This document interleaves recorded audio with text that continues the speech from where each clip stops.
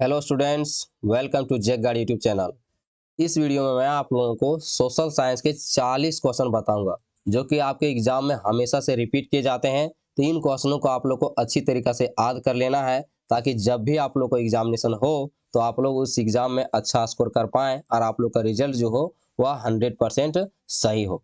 तो आप लोग अच्छी पूर्वक इन सभी क्वेश्चनों को याद कर लीजिएगा। क्वेश्चन नंबर 1 है, फ्रांसीसी समाज में सत्ता और सामाजिक हैसियत को अभिव्यक्त करने वाली श्रेणी को क्या कहा जाता है। तो फ्रांसीसी समाज में सत्ता और सामाजिक हैसियत को अभिव्यक्त करने के लिए जो कहा जाता है, जो श्रेणी को, उसे एस्टेट कहते हैं। ऑप्शन नंबर 2 आपका सही हो जाएगा। क्वेश्चन नंबर 2, रूसी सांसद को क्या कहा जाता है। तो रूसी सांसद को ड्यूमा कहा जाता है। ऑप्शन नंबर 1 आपका सही हो जाएगा। क्वेश्चन नंबर 3, लिब्रे क्या है।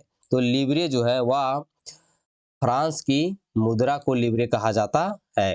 क्वेश्चन नंबर 4, समाजवादी विचारधारा के प्रवर्तक कौन थे। तो समाजवादी विचारधारा के जो प्रवर्तक थे वह कार्ल मार्क्स थे। ओके, ये सभी क्वेश्चन आप लोग याद करते जाइएगा साथ ही साथ। और अगर आप लोग अपने एग्जामिनेशन की तैयारी और अच्छी तरीके से करना चाहते हैं तो मैं आप लोगों को सभी सब्जेक्ट का चैप्टर वाइज एमसीक्यू करवा रहा हूँ। तो आप लोग डिस्क्रिप्शन बॉक्स जरूर चेक कीजिएगा, वहाँ पर आपको सभी सब्जेक्टों का मिल जाएगा आपको प्लेलिस्ट। वहां से जाकर के आप सभी सब्जेक्ट का एग्जामिनेशन की तैयारी आप लोग अच्छी तरीके से कर लीजिएगा। ओके, चलिए देखते हैं 5वां नंबर क्वेश्चन। रूस के संपन्न किसान को क्या कहा जाता है। तो रूस के संपन्न किसान को कुल्लक कहा जाता है। ऑप्शन नंबर 3 आपका सही हो जाएगा।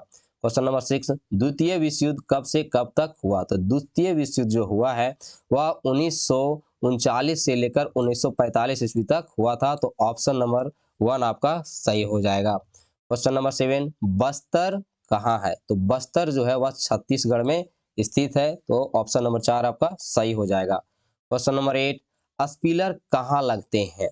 तो स्पिलर जो लगते हैं वह रेल के पटरी में लगते हैं। क्वेश्चन नंबर 9, राजस्थान का एक महत्वपूर्ण चारवाहा समुदाय निम्न में से कौन है। तो राजस्थान का जो महत्वपूर्ण जो समुदाय चारवाहा है वह ऑप्शन नंबर आपका 1 सही हो जाएगा। रायका एक उसका महत्वपूर्ण चरवाहा समुदाय है। क्वेश्चन नंबर 10, भारतीय वन सेवा की स्थापना किस वर्ष हुई। तो भारतीय वन सेवा की स्थापना जो हुई वह 1864 ईस्वी में हुई थी। क्वेश्चन नंबर 11, दो नदियों के बीच बने भूभाग को क्या कहा जाता है। तो दो नदियों के बीच बने भूभाग को दोआब कहा जाता है। क्वेश्चन नंबर 12, निम्न में से कौन सी नदी प्रायद्वीपीय भारत की सबसे बड़ी नदी है। तो इनमें से कौन नदी जो है सबसे प्रायद्वीपीय नदी है भारत की। तो ऑप्शन नंबर 2 आपका सही हो जाएगा। गोदावरी नदी जो है वह प्रायद्वीपीय भारत की सबसे बड़ी नदी है। क्वेश्चन नंबर 13, पूर्वी घाट का सर्वोत्तम शिखर कौन है। तो पूर्वी घाट का जो सर्वोत्तम शिखर है वह है महेंद्र गिरी। क्वेश्चन नंबर 14, एक स्थलीय भाग जो 3 ओर से समुद्र से घिरा हो क्या कहलाता है। तो जो एक स्थलीय भाग 3 ओर से समुद्रीय भाग से घिरा हो उसे कहते हैं प्रायद्वीपीय। ये भी आप लोग याद रखिएगा, भारत जो है यह एक प्रायद्वीपीय देश है। जरूर याद रखिएगा इस क्वेश्चन को। क्वेश्चन नंबर 15, निम्न में से कौन सी रेखा भारत को लगभग 2 भागों में बांटती है। तो जो ऑप्शंस दिए गए हैं उनमें से ऑप्शन नंबर आपका 1 सही हो जाएगा। जो कर्क रेखा जो है वह लगभग भारत को 2 भागों में बांटती है। क्वेश्चन नंबर 16, ब्रह्मपुत्र नदी को तिब्बत में किस नाम से जानते हैं। तो ब्रह्मपुत्र नदी को तिब्बत में सांगपो नाम से जानते हैं। ऑप्शन नंबर 3 आपका सही हो जाएगा। क्वेश्चन नंबर 17, भारत का सबसे पूर्वी देशांतर कौन सा है। तो भारत का सबसे पूर्वी देशांतर जो है वह 97 डिग्री 25 डैश पूर्वी है। क्वेश्चन नंबर 18, ग्रीष्म ऋतु में उत्तरी मैदानों में बहने वाली पवन को निम्नलिखित में से क्या कहा जाता है। तो जो ग्रीष्म ऋतु में जो उत्तरी मैदानों में जो हवाएं चलती है उसे लू के नाम से जानते हैं। क्वेश्चन नंबर 19, भारत में मानसून का आगमन कब से होता है। तो भारत में जो मानसून का आगमन होता है वह जून से प्रारंभ हो जाता है।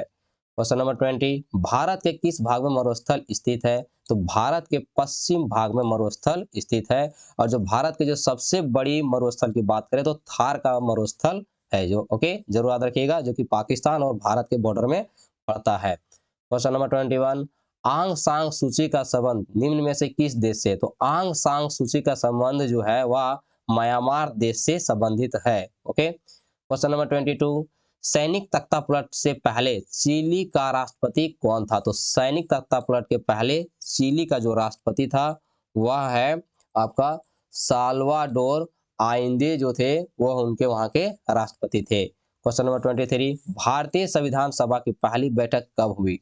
तो भारतीय संविधान सभा की जो पहली बैठक हुई थी वह आपका हुआ था दिसंबर 1946 ईस्वी में।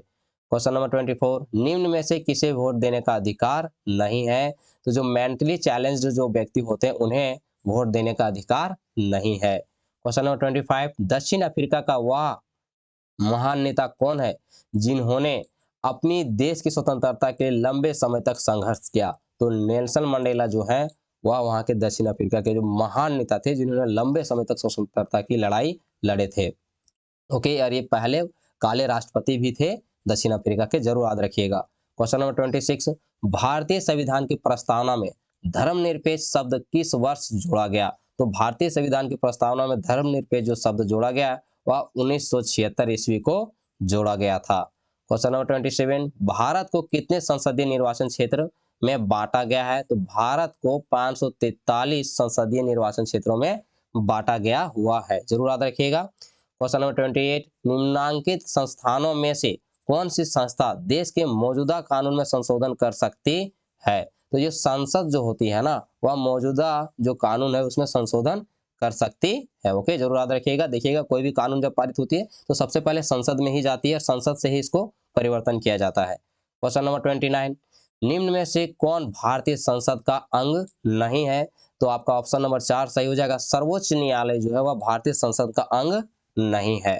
क्वेश्चन नंबर 30, लोकतंत्र जनता के लिए और जनता का द्वारा शासन है, यह कथन किनका है? तो यह कथन महान यूएस राष्ट्रपति रह चुके हैं वो है अब्राहम लिंकन जी, यह इनका एक स्पीच है।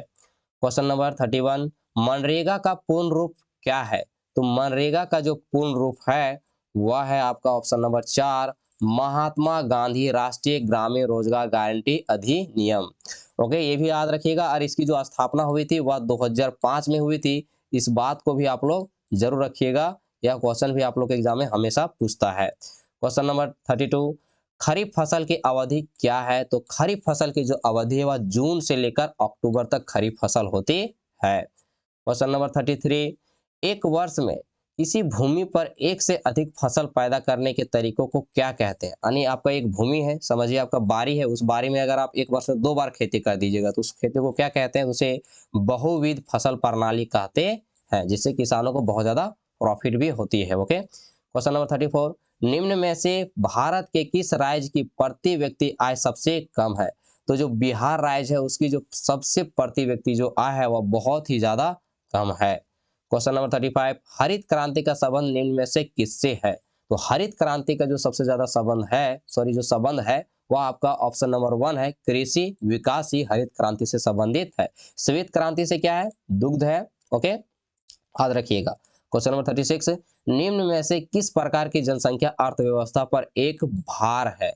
ठीक है, तो आपका ये जो भार है वह 36 का ऑप्शन नंबर आपका 3 सही जगह। अशिक्षित एवं अव्यवस्थित जनसंख्या जो है वह किसी भी देश की अर्थव्यवस्था के लिए एक बोझ के समान होती है। ओके, यहाँ भार जो लिखा हुआ बोझ के समान है। ठीक है, क्वेश्चन नंबर 37, भारत के ग्रामीण क्षेत्रों में निम्न में से किस प्रकार की बेरोजगारी पाई जाती है? तो भारत के जो ग्रामीण क्षेत्रों में जो बेरोजगारी पाई जाती है वह जो है वह मौसमी बेरोजगारी, जिसे परछन बेरोजगारी के भी नाम से जानते हैं, मौसमी बेरोजगारी वहां अधिकतर रहती है गांव में। ठीक है, क्वेश्चन नंबर 38, निम्न में से कौन से कारक जनसंख्या की गुणवत्ता को बढ़ाते हैं? तो जनसंख्या की गुणवत्ता जो बढ़ाता है वह साक्षरता दर भी बढ़ाता है, कौशल निर्माण भी बढ़ाता है और स्वास्थ्य बढ़ाता है। इसीलिए ऑप्शन नंबर 4 आपका सही जगह उपरोक्त सभी। क्वेश्चन नंबर 39, स्वर्ण जयती ग्राम स्वरोजगार योजना कब प्रारंभ की गई?